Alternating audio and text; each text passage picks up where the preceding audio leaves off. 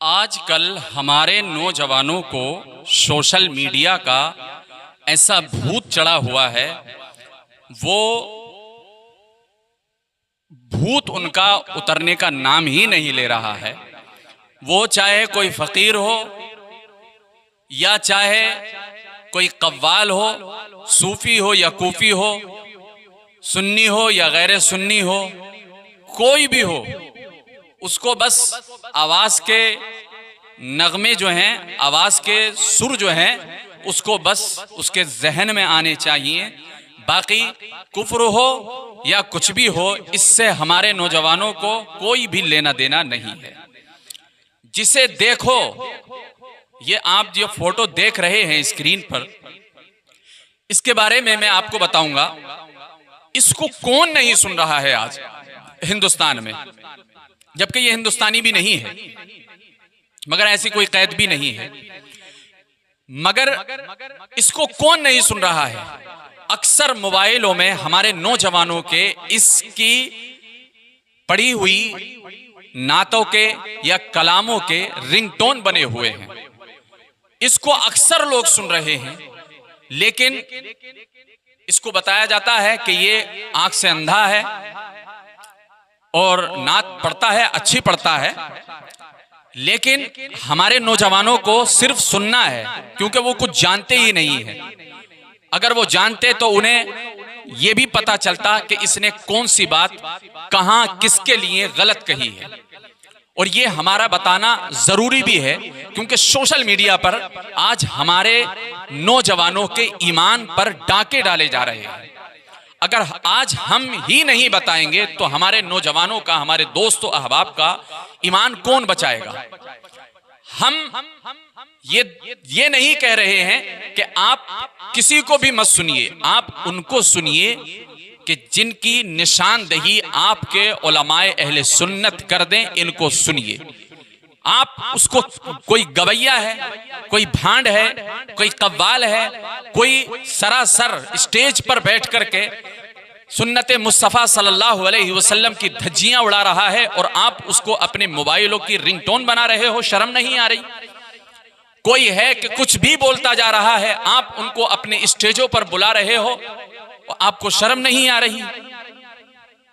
इसने अभी जो एक बड़ी हरकत की है वो ये है कि इसने अल्लाह रब्बुल इज्जत की बारगाह में एक जुमला कहा है, और वो जुमला जो है वो एक नात का मिसरा है, मतलब एक कलाम का एक मिसरा है, एक शेर है।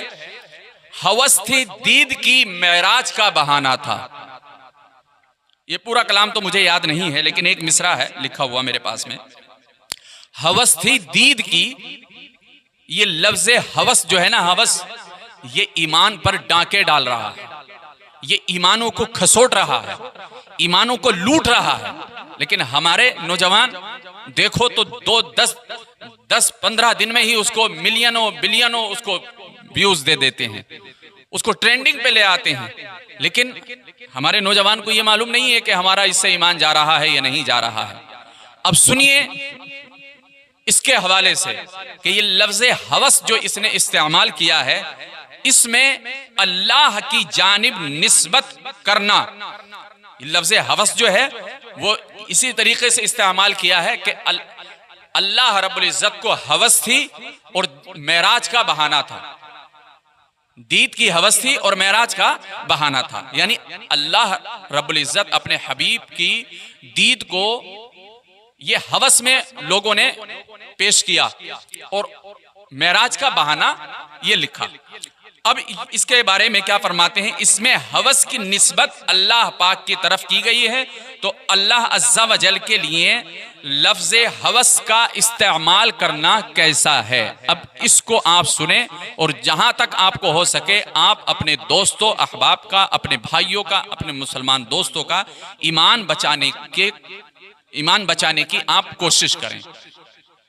इसके जवाब में ये लिखते हैं, अल्लाह पाक के लिए लफ्ज हवस का इस्तेमाल करना गुस्ताखी और कुफ्र है। गुस्ताखी और कुफ्र है। इसका हुक्म जब आप सुनेंगे तो आपके पैरों के तले से जमीन निकल जाएगी। आपके होश उड़ जाएंगे जब आपका इसका हुक्म सुनेंगे। कुफ्र है ये कि इसके माना अल्लाह पाक की शान के लायक नहीं है। मतलब अपनी शायरी में तुम कुछ भी बोल जाओ, कुछ भी बोल जाओ, ये जायज नहीं है। फरमाते हैं अल्लाह रब्बुल इज्जत की शान के लायक नहीं है। चुनाचे हजरत शारे बुखारी मुफ्ती शरीफुल हक अमजदी रहमतुल्लाह ताला अलैह से सवाल किया गया इसी सवाल के मिसरे के बारे में, और वो अल्लाह पाक के लिए लफ्ज़ हवस के इस्तेमाल का हुक्म बयान करते हुए इरशाद फरमाते हैं, हवस असल में अरबी लफ्ज़ है, इसके असल माना एक किस्म के जुनून के हैं। जुनून पागलपन, जुनून जो है पागलपन के हैं। फरमाते हैं हवस उसके सर में चक्कर है। एक माना ये बयान करते हैं हवस, हवस यानी उसके सर में चक्कर है, यानी पागल है। अल्लाहु अकबर, अस्तगफिरुल्लाह रब्बी मिन कुल्लि ज़ंबिन व अतूबु इलैह। अब कहते हैं इसी की बिना पर यह कहना कि मुझे हज की हवस है, मिसाल कहते हैं कि मुझे हज की हवस है, ये भी जायज नहीं है। यानी जब ये हम लोग ये इरादा करें या ये कहें कि हमें हज करने की हवस है तो ये जायज नहीं है, तो बताइए कि अल्लाह रब्बुल इज्जत के लिए कहां से ये लफ्ज इस्तेमाल करना जायज हो जाएगा। अल्लाह रब्बुल इज्जत की शान में हम बोल दें ये हवस का लफ्ज, तो ये बताइए कहां से जायज हो जाएगा। रह गया कव्वाल का शेर, तो कलमा कुफ्र है। वो जो है हवस थी दीद की, मेराज का बहाना था, ये कलमा कुफ्र है। और फरमाते हैं अल्लाह अज़्ज़ा वजल हर बुरी चीज से पाक है, उसकी तरफ हवस की निस्बत करनी गुस्ताखी है। जिसने भी ये शेर कहा है, लिखा है या पढ़ा है, हवस थी दीद की, मेराज का बहाना था इस पर, और जिस कव्वाल ने उसे गाया है या जिस शायर ने इसको गाया है या पढ़ा है, और जिन जिन लोगों ने सुनकर पसंद किया है, सुनकर पसंद किया है, फरमाते हैं वो और सब जिन्होंने इस शेर से इस्तेदलाल किया, उन सब लोगों पर तौबा और तजदीद ईमान लाजिम आता है। और अगर बीवी वाले हों यानी शादीशुदा हों, यानी दोबारा निकाह करना भी उन पर लाजिम है। अल्लाहु अकबर। अब बताइए कि हमारा कौन सा ऐसा नौजवान है जो इसको पसंद नहीं करता? कौन सा ऐसा हमारा भाई है कि जो इसको नहीं सुन रहा है? अभी इसने एक एल्बम रिलीज की है,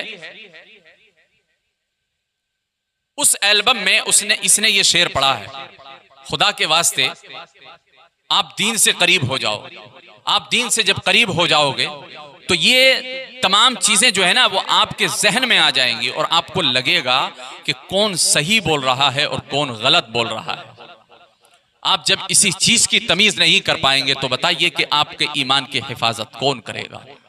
आपके ईमान को लूटने के लिए दुनिया बिल्कुल तैयार खड़ी है। आपके ईमान पर डाका डालने के लिए लोग बिल्कुल तैयार खड़े हैं। आप अपने ईमान की कैसे हिफाजत कर पाएंगे जब आप दीन से करीब नहीं होंगे? तो बताइए मेरे दोस्तों, ईमान की हिफाजत कैसे हो पाएगी? इसको जिसने पसंद किया है अब उस पर तौबा और तजदीद ईमान लाजिम है। अब वो खामोशी के साथ में अपने मसाजिद के अइम्मा हजरात की बारगाह में जानुए अदब तय करें और कलमा पढ़ें। और अगर बीवी वाले हैं और ये जो गुनगुनाते हैं, ये जो पढ़ते हैं, ये जो सुनते हैं और इसको पसंद करते हैं, ये सब लोग अपने ईमान का मुहासबा करें और कलमा शरीफ पढ़ करके ईमान में दाखिल हो जाए। और इस शख्स से भी ये मैसेज मेरा अगर वहां तक पहुंच रहा है तो पहुंचे। अगर ये आंख वाला नहीं है तो अगर ये इस तरीके की गुस्ताखियां करेगा तो फिर इसका और बुरा हश्र हो जाएगा। अल्लाह रब्बुल इज्जत जिसे इज्जत देता है तो देता है, और जिल्लत देता है तो जिल्लत भी वही दे देता है। वह तो इज़्ज़ु मन तशा व तुज़िल्लु मन तशा, इज्जत भी अल्लाह देता है और जिल्लत भी अल्लाह देता है। किसे कब उठाना है, किसे कहाँ गिराना है, ये मेरे रब से बेहतर कोई नहीं कर सकता। अल्लाह रब्बुल इज़्ज़त हम सब के ईमान की हिफाजत फरमाए और हम तमाम लोगों को अच्छा सुनने की और उस पर अमल करने की तौफीक अता फरमाए। बुरा सुनने से अल्लाह रब्बुल इज़्ज़त हम सबको बाज फरमाए। आमीन बिजाहि सय्यदुल मुरसलीन। अब इस वीडियो को अपने तमाम दोस्तों तक ज़रूर शेयर करें ताकि जो इसको पसंद कर रहे हैं वो भी तौबा कर लें और इसको सुनने से वो परहेज़ करें। अस्सलामु अलैकुम व रहमतुल्लाहि व बरकातुहू।